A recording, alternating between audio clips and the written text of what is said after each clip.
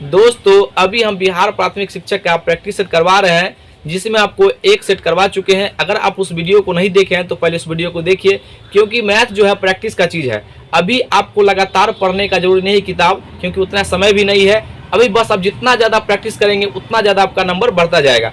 आइए अब हम दूसरा सेट लेके आए हुए हैं, तो दूसरे सेट का हम प्रैक्टिस करते हैं। इसमें कंप्लीट हम करेंगे और आपको कुछ ना कुछ नया 100% सीखने को मौका मिलेगा। तो आइए अब हम शुरू करते हैं। ये दूसरे सेट का पहला क्वेश्चन है, 15 से कम सभी विषम प्राकृतिक संख्याओं का औसत ज्ञात करो।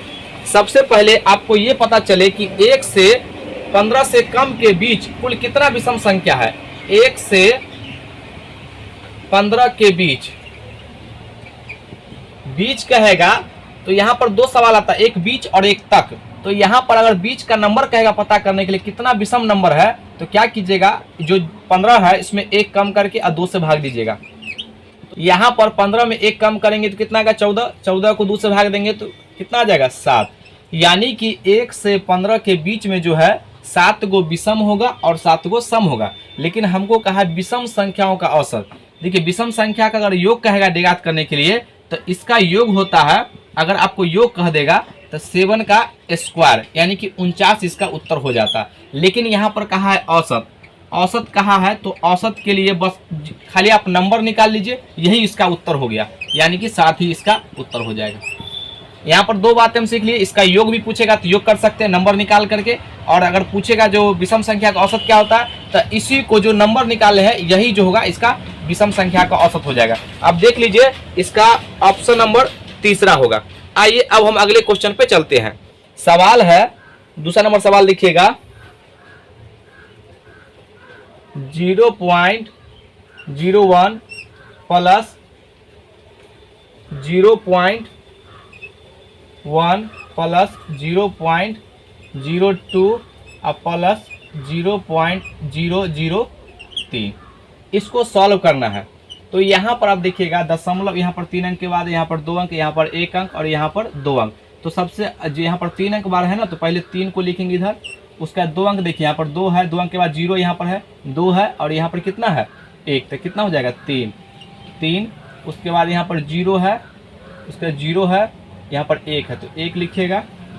उसके बाद नहीं कुछ है तो यहाँ पर दशमलव, ये आपका उत्तर हो जाएगा। या इसको आप इसको ऐसे भी हल कर सकते हैं, 0.01 पॉइंट, ये देखिए दूसरा को हम 1 इधर 0 लिख दीजिए, ये 0.02 लिख दीजिए इधर 0 और 0.003 और इधर 0। अब नहीं कुछ है तो इधर 0 लगा दीजिए, कोई फर्क नहीं पड़ता है, 0 कर दीजिए।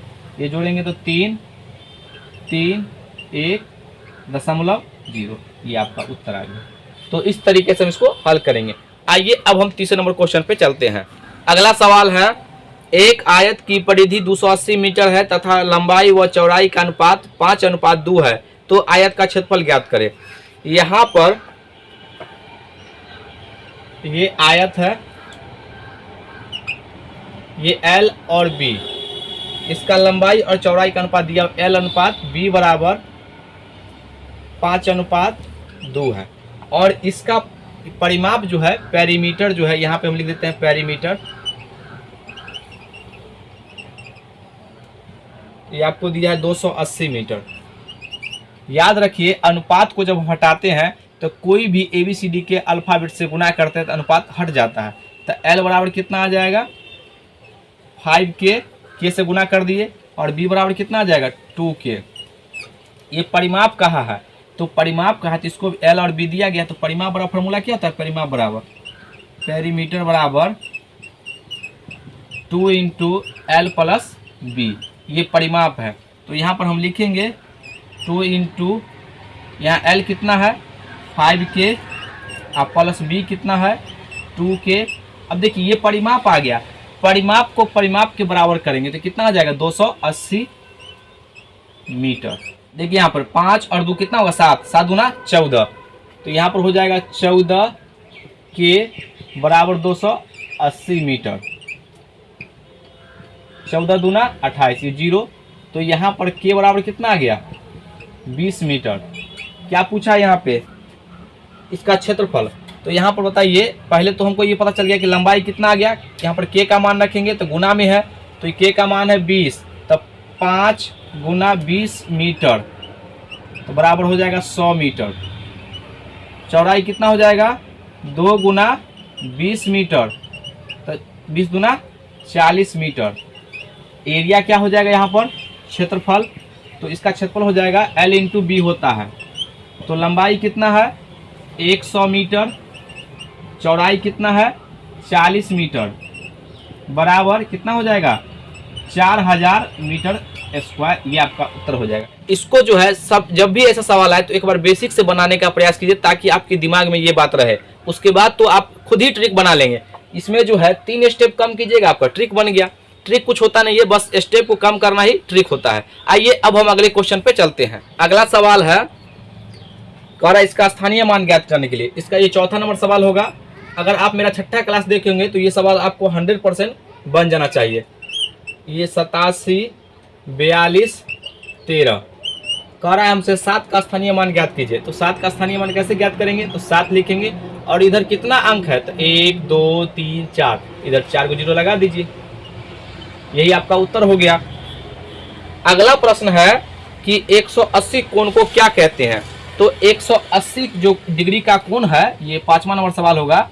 180 डिग्री के कोण जो है इसको हम बोलते हैं सरल कोण, सरल कोण या ऋजु कोण, ऋजु कोण, ऋजु कोण।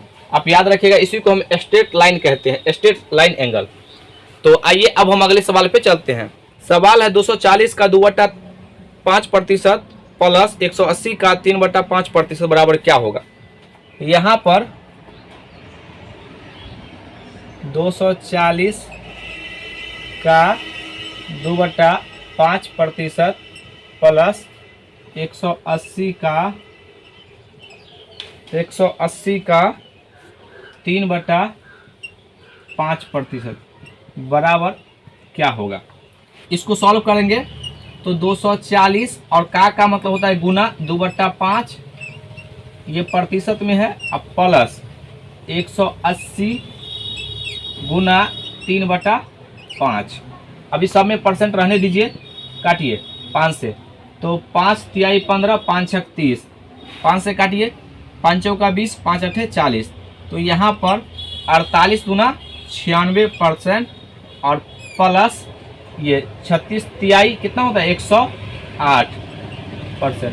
दोनों को जोड़ेंगे तो कितना हो जाएगा 8 6 14 यहाँ पर, और 9 1 10 और 1 1 2, ये इतना परसेंट है। देखिए उत्तर किस में दिया गया है, तो उत्तर जो है आपको दशमलव में दिया गया है। तो कुछ नहीं करना, ये परसेंट हटेगा तो नीचे 100 आएगा, तो 204 बट्टा परसेंट हटेगा तो नीचे 100। अब इसको दशमलव में व्यक्त कर दीजिए। देखिए 2 अंक के बाद दशमलव लगा दीजिए तो 2.04, ये आपका उत्तर आ जाएगा। आइए अब हम अगले सवाल पे चलते हैं। सवाल है कोई वस्तु जितना स्थान घेरती है वह उसका डैश क्या कहलाता है। तो यहाँ पर इसका जो है आयतन हो जाएगा, ये चौथा नंबर इसका उत्तर हो जाएगा। ये 8वां नंबर सवाल देखिए, ये तो भरने वाला था। 2 संख्याओं का योगफल जो है दिया गया है, उनमें से एक संख्या दिया है तो पूछ रहा है दूसरी संख्या क्या होगा। ये तो सिर्फ जोड़ है, ठीक है। ये 8वां नंबर सवाल है।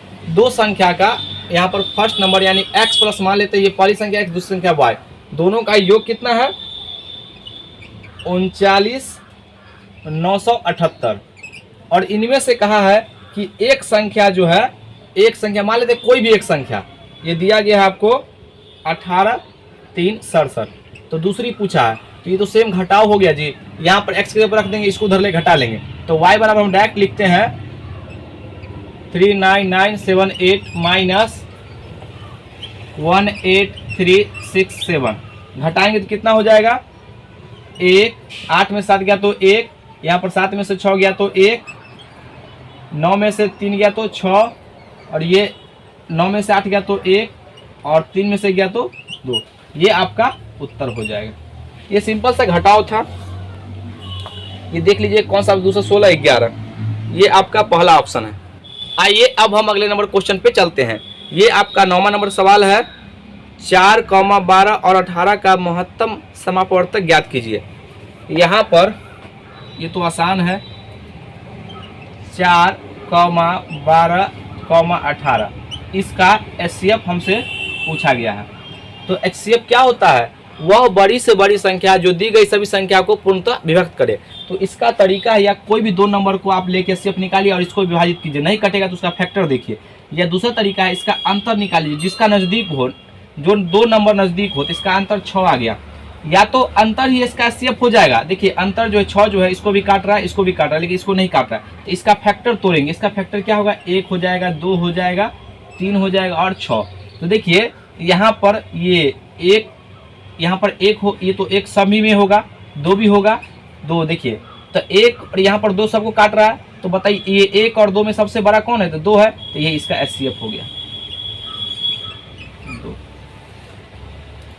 या आप इसको ऑप्शन से भी चेक कर सकते थे, जो सबको विभाजित कर दे। यहाँ पर देखिए इसका ऑप्शन है पहला 4 जो है, इसको भी काट रहा है, इसको भी काट, लेकिन इसको नहीं काट रहा है, ये नहीं होगा।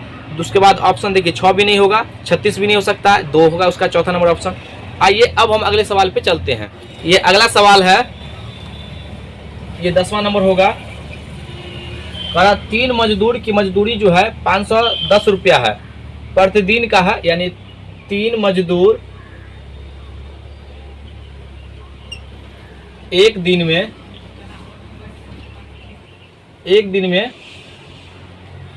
510 रुपया कमाता है। तो कह रहा है हमसे कि 15 मजदूर 20 दिन की मजदूरी कितने रुपए की होगी। तो यहाँ पर सबसे पहले इसको क्या कीजिए, एक एक नियम से लाइए। तो यहाँ पर इसलिए एक मजदूर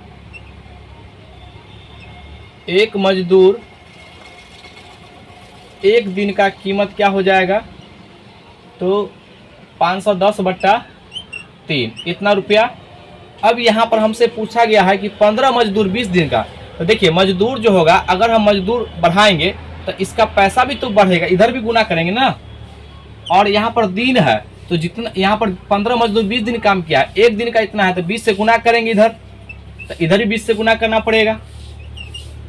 यहाँ पर इसको काट दे, 3 पचे 15, 5 5 दूना 10, 100, यहाँ पर 1 0 2 0 इधर 51 और 000, यानी कि 51,000 रुपया जो होगा इसका मजदूरी हो जाएगा। आइए अब हम अगले सवाल पे चलते हैं। ये 11 नंबर सवाल है। चूंकि सवाल को पहले हम लिखते हैं,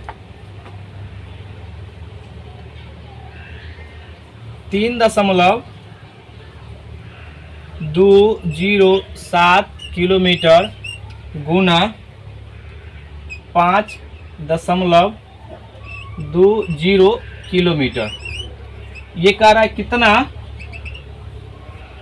सेंटीमीटर स्क्वायर हो जाएगा। यहाँ पे सेंटीमीटर स्क्वायर में पूछेगा ये, क्योंकि यहाँ पर सेंटीमीटर आएगा, सेंटीमीटर स्क्वायर हो जाएगा। अब यहाँ पर इसको हम तोड़ेंगे, तो बताइए, पहले चेंज करेंगे सबको सेंटीमीटर में। तो यहाँ पर एक बार पहले लिख लेते हैं 3.207, इसको गुना कीजिए, 1000 से गुना करेंगे तो ये मीटर में आएगा। फिर मीटर को 100 से गुना करेंगे तो ये सेंटीमीटर में आएगा, ये सेंटीमीटर गुना ये 5.20। किलोमीटर को मीटर में चेंज करेंगे तो कितना से? 1000 से। और ये मीटर को सेंटीमीटर में चेंज करेंगे कितना से? 100 से। ये 100 सेंटीमीटर हो जाएगा। यहाँ पर देखिए दशमलव उड़ेगा तो 3 0 से 3 0 कट जाएगा। ये दशमलव उड़ेगा यहाँ पे तो 2 0, क्योंकि 2 अंक के बाद दशमलव है, तो यहाँ पर क्या होगा? 2 अंक कट जाएगा। यहाँ पर पहले हम 0 को काउंट कर लेते हैं, 1 2 3 4, यहाँ पे 4 0 5 और 6, यानी कि लास्ट में जो है 6 0 आना होगा। और यहाँ पर देखिए ये इसका 2, यहाँ पर पहले हम एक बार फ्रेश लिख लेते हैं, 3.207 गुना 52, और देखिए कितना है? 1 पर 6 को 0, या आप इसको ऐसे भी लिख सकते हो 10 पर 6, ये सेंटीमीटर स्क्वायर। अब पूरा सॉल्व मत कीजिए, अब डायरेक्ट इसका यूनिट डिजिट चेक करवाइए। 7 दूना 14, तो इधर कोई भी नंबर रहा होगा, लेकिन लास्ट में जो है 4 रहा होगा, और इधर गुना में 10 के पावर 6 होगा। आप मिला लीजिए, यही आपका उत्तर हो जाएगा। यानी कि ये आपका ऑप्शन नंबर दूसरा हो जाएगा, लास्ट में 4 है और 10 के पावर 6 है, इसके बाद कोई दूसरा ऑप्शन है ही नहीं। आइए अब हम अगले क्वेश्चन पे चलते हैं। ये आपका 12 नंबर सवाल है। 200 मिलीलीटर दूध वाले कितने पैकेट 1.6 लीटर दूध से बनेंगे? यहाँ पर सवाल कहा है, ये 12 नंबर है, 200 मिलीलीटर का हमको पैकेट बनाना है, और दूध कितना है? दूध आपका है 1.6 लीटर तक। यहाँ पर क्या कीजिए, पहले तो कुल पैकेट लिखिए, कुल पैकेट बराबर, पहले तो इसको देखिए यूनिट को समान कीजिएगा, इसको 1.6 गुना लीटर को मिलीलीटर में चेंज कीजिए, कितना से 1000 मिलीलीटर, अब बट्टा यहाँ पर लिखिएगा 200 मिलीलीटर। देखिए यूनिट से यूनिट कट गया, 2 जीरो से 2 जीरो कट गया, यहाँ पर 2 पंचे 10, 5 आ गया, तो यहाँ पर 1.6 गुना 5, 16 पंचे 80, इधर दशमलव हटेगा तो इसको कोई मतलब नहीं आ गया, 0 से 0 कट गया, यानी कि इस प्रकार ये 8 पैकेट बनेगा। ये आपका ऑप्शन नंबर चौथा आ जाएगा। आइए अब हम 13 नंबर क्वेश्चन पे चलते हैं। 18 और 30 के समापवर्तक कौन कौन है? 18 और 30, यहाँ पर हम लिखते हैं 13 नंबर सवाल। 18 और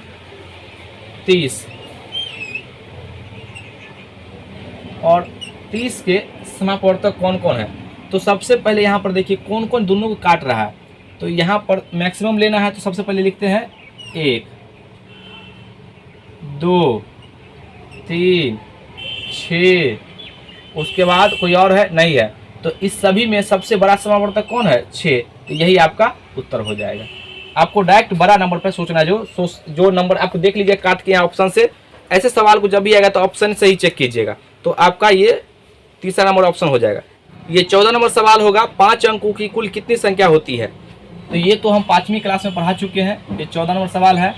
5 अंकों की सबसे बड़ी संख्या लिखिए यहाँ पे 99,999, और 4 अंकों की सबसे बड़ी संख्या 9,999।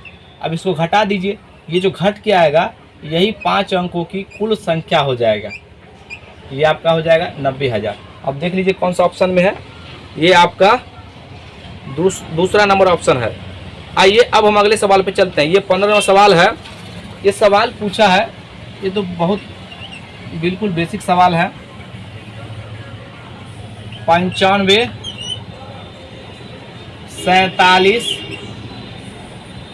999 करा, इसके बाद बड़ी संख्या कौन सी होगी? तो इसमें 1 जोड़ दीजिए, यही तो इसके बाद आएगा बड़ी संख्या, तो 0, 0, 0, 8, 4, 5, 9। अब देख लीजिए कौन सा ऑप्शन में है, वही इसका उत्तर हो जाएगा। 95, 48, 000, 95, 48, 000, ये आपका 15 का तीसरा नंबर उत्तर हो जाएगा। आइए अब हम अगले सवाल पे चलते हैं। ये 16 नंबर सवाल होगा। यदि ए और बी 2 सवा संख्या हो तो उसका लघुत्तम समापवर्त क्या होगा? यहाँ पर ये ऑप्शन दिया गया है, तो बहुत ही अच्छा प्रश्न है। 2 संख्या यहाँ पर देखिए ए और बी कहा, ये दोनों आपस में सअभाज्य संख्या है। तो सवा संख्या का डिफिनेशन क्या होता है? इसका जो है हम नंबर सिस्टम पढ़ाए थे, इसमें सारा कंसेप्ट डाले थे वास्तविक संख्या में, यानी कि 2 या 2 से अधिक संख्याओं का एचसीएफ अगर 1 होगा तो हम कहेंगे यह सभी संख्या आपस में सवा संख्या है। जब भी सवा संख्या होगा तो उसका एलसीएम पूछेगा, तो याद रखिए हमेशा दोनों का मल्टीप्लाई होता है। तो एलसीएम पूछेगा तो ए गुना बी, ए बी आपका उत्तर हो जाएगा। अब देख लीजिए ए बी हो जाएगा, ये ऑप्शन नंबर चौथा। आइए 17 नंबर क्वेश्चन पे चलते हैं। 45 किलोमीटर प्रति घंटा की चाल से गतिमान 130 मीटर लंबी एक ट्रेन एक पुल को 30 सेकंड में पार करती है, तो पुल की लंबाई ज्ञात कीजिए। याद रखिएगा ट्रेन जो है, अगर ट्रेन जो है यहाँ पे किसी पुल या खंभे को पार करेगा, तो किसी पुल को पार करेगा तो उसकी लंबाई भी ऐड करेंगे, लेकिन अगर किसी बिजली के खंभे को अगर पार करेगा तो हम कहेंगे सिर्फ ट्रेन अपनी लंबाई को पार करेगा, ये बात याद रखिएगा। या कोई वृक्ष हो गया, कोई बिजली का पोल हो गया, उसको पार करेगा तो खुद अपनी लंबाई को पार करेगा। अगर कोई पुल है, अगर पुल को पार करता है तो ट्रेन की लंबाई और ये पुल की लंबाई दोनों को योग के बराबर होता है, टोटल लंबाई। तो यहाँ पर देखिए कह रहा है ट्रेन की लंबाई है, यहाँ पर ट्रेन की लंबाई जो है 130 मीटर है, ये जो है 130 मीटर है। पुल की लंबाई हमको पता नहीं है, तो यहाँ पर हम लिखेंगे 130 मीटर अब प्लस पुल की लंबाई पता नहीं है, तो पुल की लंबाई को हम मान लेंगे x मीटर। ये टोटल डिस्टेंस आ गया, ये क्या आ गया? Total distance. अब हमको स्पीड दिया हुआ है, स्पीड 45 किलोमीटर ट्रेन का स्पीड है, किलोमीटर प्रति आवर। यहाँ पर देखिए ये मीटर में है और समय दिया है यानी कि सेकेंड, ये स्पीड है और टाइम दिया गया हमको कितना सेकेंड में पार करता है, 30 सेकेंड में। तो इसको जो है यूनिट को चेंज कीजिए, यानी इसको सेकेंड में बदलना है। तो याद रखिएगा ये 45 किलोमीटर प्रति आवर है, इसको हमको सेकेंड में चेंज करना है, छोटा यूनिट में। तो याद अपना करने का तरीका है, अगर छोटा में चेंज करना है तो 5/18 से, अगर मीटर प्रति सेकंड रहेगा, अगर बड़ा में चेंज करना होगा तो 18/5 से। तो यहाँ पर इसको काटिए, 9 दूना 18 और 9 पचे 45, यानी कि 5 25 और बटा 2, यानी मीटर प्रति सेकेंड आ गया। अब यहाँ पर हमको टोटल डिस्टेंस को डिस्टेंस के बराबर करेंगे, टोटल डिस्टेंस है तो यहाँ पर हम लिखेंगे ये 130 मीटर और प्लस x मीटर बराबर। अब देखिए ये क्या है, स्पीड है, टाइम है, दोनों को मल्टीप्लाई करेंगे, दोनों को मल्टीप्लाई करेंगे तो क्या आ जाएगा, दूरी। यहाँ पर पहले से भी दूरी है तो दूरी को दूरी के बराबर करेंगे, तो 25/2 मीटर प्रति सेकेंड और गुना सेकेंड, समय कितना है 30 सेकेंड। तो यहाँ पर बट्टा में आ जाएगा, इस सेकेंड से सेकेंड कट जाएगा, 2 से काटिए इसको 15 को और 25 से मल्टीप्लाई करेंगे। यहाँ पे हम लिख रहे हैं 130 प्लस x बराबर कितना हो जाएगा, 25 को 15 से मल्टीप्लाई कीजिए तो यहाँ 15 दूना 30, यानी 300 और 15 पचे 75, ये 15 पचे 75 तो 375। ये 130 को इसमें से घटा लीजिए तो x बराबर क्या आ जाएगा, 375 माइनस 130 बराबर 5, ये 4 और 2, यानी कि x को मीटर माने थे, तो यानी कि पुल की लंबाई कितना है 245 मीटर। अगर आप इसको डायरेक्ट करना चाहते हैं, इतना नहीं करना चाहते हैं, तो याद रखिए ये समय को और इसको ये स्पीड को और समय को मल्टीप्लाई कीजिए, इसको गुना कीजिएगा, पहले यूनिट में समान कीजिए, यूनिट को सेकंड में बदलिए, उसके बाद देखिए ये डायरेक्ट करना है तो स्टेप को भूलना पड़ेगा। अब इसको गुना कर दीजिए दोनों को डायरेक्ट, इसको सेकंड में बदल करके तो आएगा 375 में से 130 कम कर दीजिए, ये आपका आगे डायरेक्ट 245, ये आपका उत्तर हो जाएगा। ट्रिक कुछ नहीं होता है, बस कंसेप्ट के स्टेप को कम कर देते हैं, वही ट्रिक हो गया और कुछ नहीं है। आइए अब हम अगले क्वेश्चन पे चलते हैं।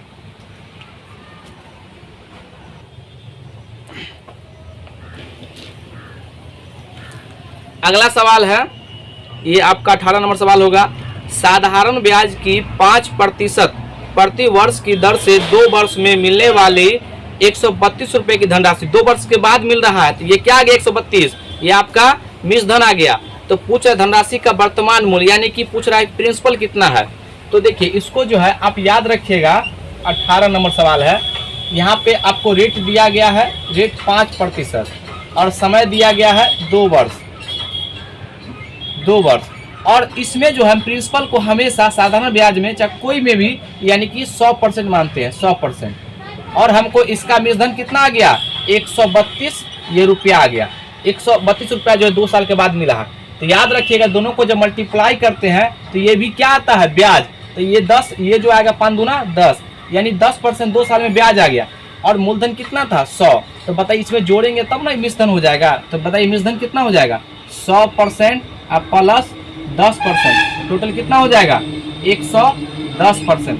अब मिश्र धन को मिश्र धन के बराबर करेंगे, 110% बराबर 132 रुपया, यानी 1% बराबर 132/110। अब डायरेक्ट इसको भाग दे सकते थे, ये 2 स्टेप नहीं लिखना था, लेकिन हम एक बार बेसिक से चलते हैं। 100% या मूलधन कितना है 100%, तो 100 से मल्टीप्लाई कर देंगे, 1 0 से 0 कट जाएगा, 11 से काटिए, 11 एकम 11, 11 दूना 22, यानी कि आपका उत्तर आ जाएगा 120, यानी कि मूलधन कितना था 120 रुपया। ये आपका ऑप्शन नंबर 3 हो जाएगा। आइए अब हम अगले सवाल पे चलते हैं। सवाल है, यदि किसी घनाकार बॉक्स के 3 आसान्य सतह का क्षेत्रफल 120 वर्ग सेंटीमीटर, 72 वर्ग सेंटीमीटर और 60 वर्ग सेंटीमीटर हो तो बॉक्स का संपूर्ण पृष्ठ क्षेत्रफल क्या होगा। देखिए यहाँ पर ये 19 नंबर सवाल है, एक घनाभ है,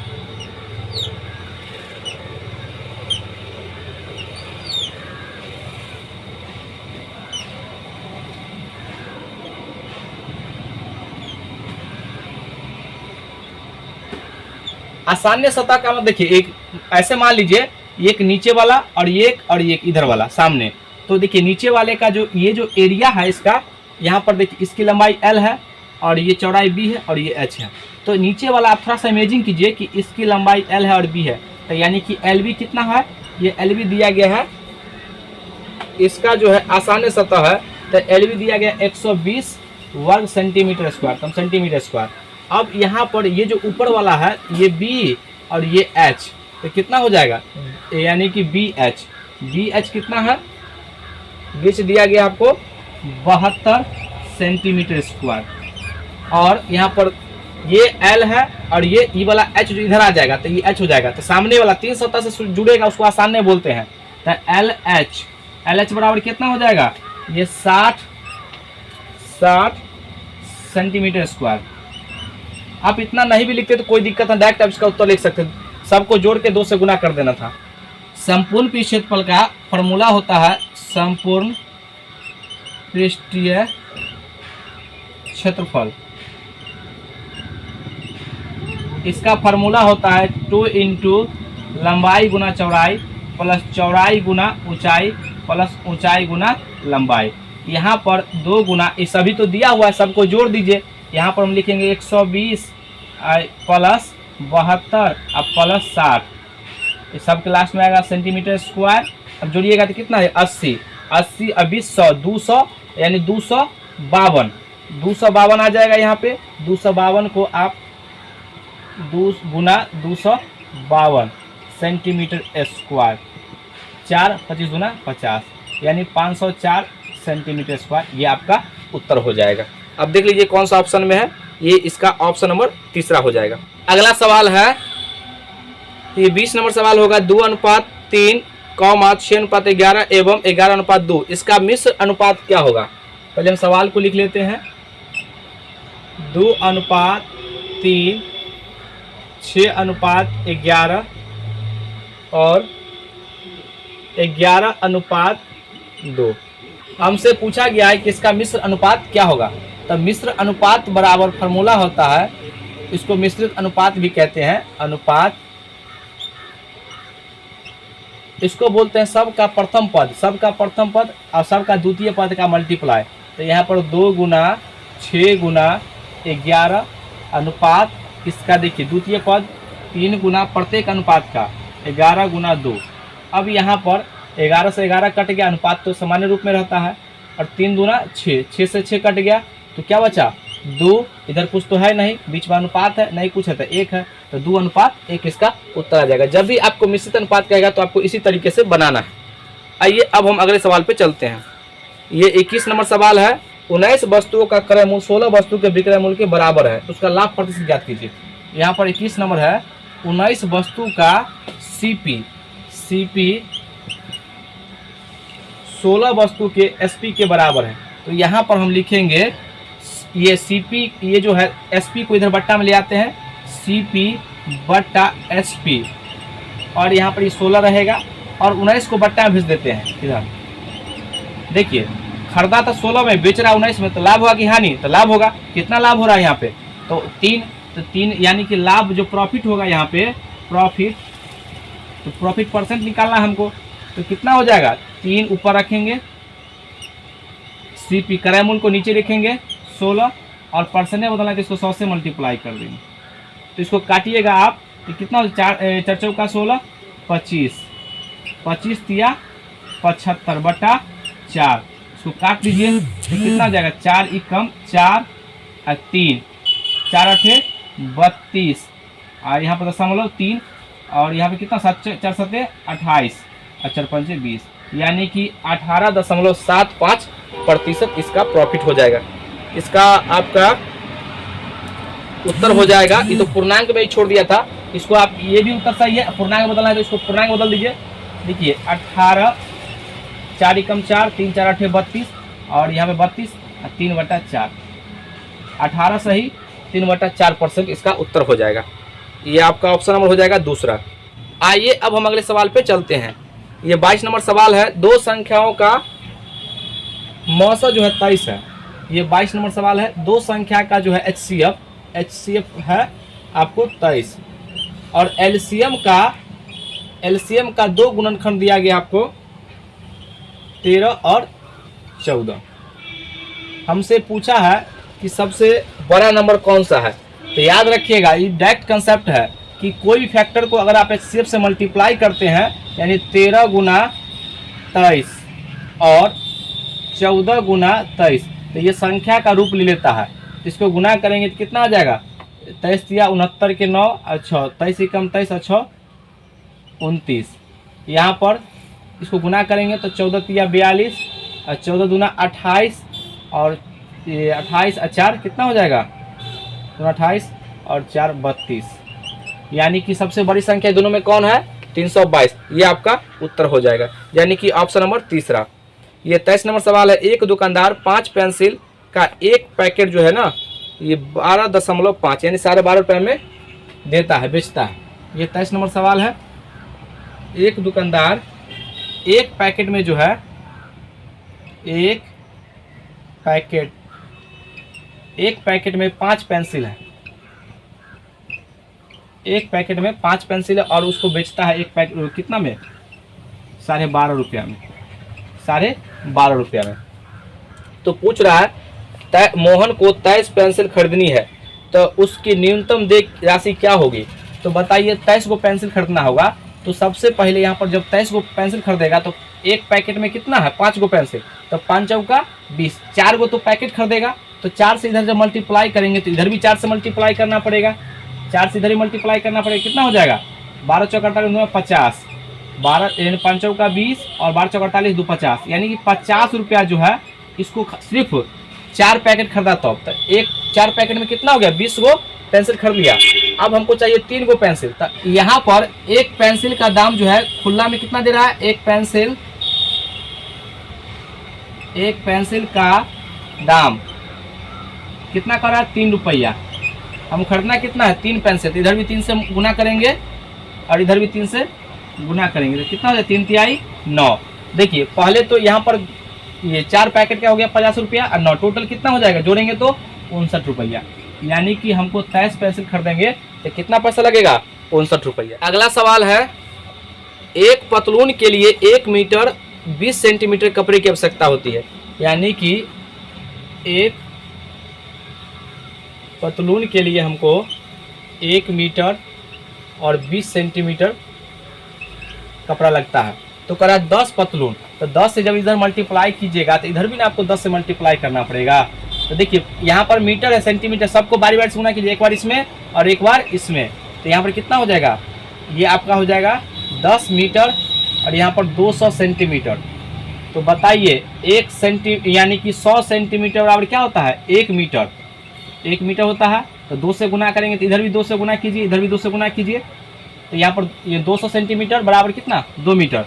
तो यहाँ पर हम लिख सकते हैं ना जी, ये सब जोड़ना होगा तो यूनिट समान करना पड़ेगा, तो 10 मीटर और बीच में तो प्लस है, यहाँ पर कितना 2 मीटर, तो टोटल कितना हो जाएगा 12 मीटर। ये आपका उत्तर हो जाएगा। अगला सवाल है, ये दंड चार्ट का है, ये 25 नंबर सवाल है।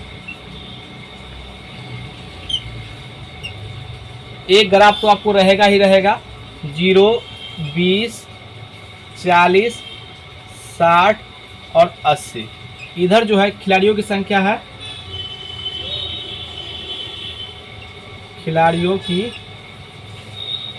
संख्या, और इधर जो है इसका ग्राफ है। यहाँ पर इस प्रकार से ये क्रिकेट खेलता है, क्रिकेट, उसके बाद दूसरा जो है ये 40 पर है इधर,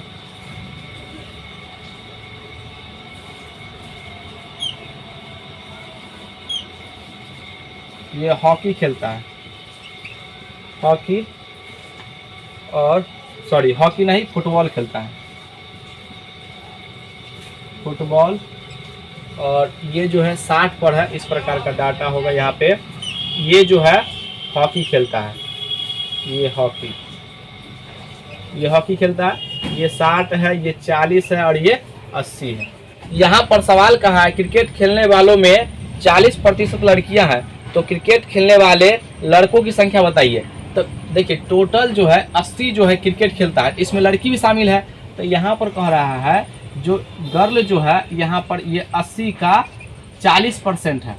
तो आप क्या कीजिए, इसको आप इसको निकाल के घटाइएगा, आप डायरेक्ट बॉयज को ही निकाल लीजिए। तो यानी 80 का 100 में, ये परसेंटेज का मतलब क्या होता है, 100 में से 40 को लड़की है तो कितना लड़का होगा, 60%।